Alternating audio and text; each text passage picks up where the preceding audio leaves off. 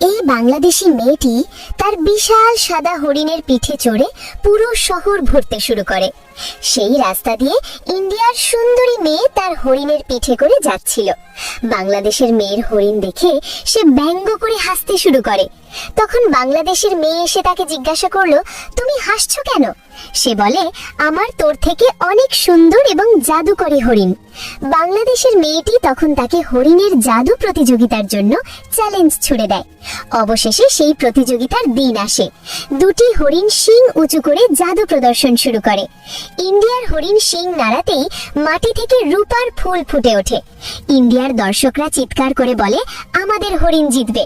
আর যখন বাংলাদেশের হরিণ শিং নাড়ায়, তখন মাটি থেকে সোনার গাছ গজিয়ে ওঠে এবং সেই গাছে সোনার ফল ধরে যায়। বাংলাদেশের লোকেরা উল্লাসে বলে, আমাদের হরিণ জিতবে। এখন সিদ্ধান্ত হয়, বিজয়ী নির্ধারণ করা হবে ভোটের মাধ্যমে।